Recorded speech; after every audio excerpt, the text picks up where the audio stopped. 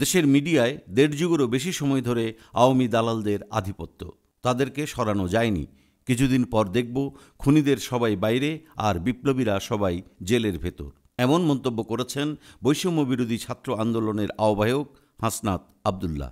সোমবার দুপুরে নিজের ভেরিফাইড ফেসবুক অ্যাকাউন্টে দেয়া এক পোস্টে এ মন্তব্য করেন তিনি। এক প্রতিবেদনের কথা উল্লেখ করে ওই পোস্টে হাসনাত আব্দুল্লাহ লিখেছেন, মুক্তিযুদ্ধ মঞ্চের সভাপতি বুলবুল পলাতক অবস্থায় ফ্যাসিস্ট খুনি হাসিনার পক্ষে পত্রিকায় বিবৃতি পাঠায়, আবার কালের কণ্ঠ সেটি ছাপায়। বুঝতেছেন ব্যাপারটা? ওই পোস্টে হাসনাত আব্দুল্লাহ আরও লেখেন, দেশের মিডিয়ায় দেড় যুগেরও বেশি সময় ধরে আওয়ামী দালালদের আধিপত্য। তাদেরকে সরানো যায়নি। কিছুদিন পর দেখব খুনিদের সবাই বাইরে আর বিপ্লবীরা সবাই জেলের ভেতর।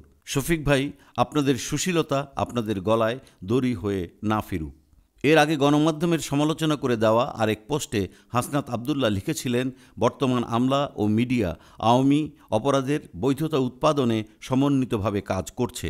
যেসব আমলারা দেড় যুগেরও বেশি সময় ধরে আওয়ামী লীগের ফ্যাসিস্ট হওয়ার পথ প্রশস্ত করেছে, সেই সব মিডিয়া এই দীর্ঘ লড়াইয়ে যুক্ত সংগ্রামী জনগণকে জঙ্গি ট্যাগ দিয়েছে।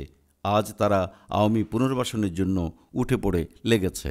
আমরা যখন এই আমলা ও মিডিয়ার বিরুদ্ধে কথা বললাম, তখন আপনারা বলা শুরু করলেন, আমাদের এই দায়িত্ব কে দিয়েছে? যেসব আমলা ও মিডিয়ার তত্ত্বাবধানে আওয়ামী জাহিলিয়াত কায়েম হয়েছিল, জুলুম কায়েম হয়েছিল, সেই একই আমলা ও মিডিয়া দিয়ে আপনারা ইনসাফ কায়েম করবেন বলে যারা মনে করেন, তাদেরকে বলবো, আপনারা ফ্যাসিবাদের দিকটা মুখ থেকে সরান।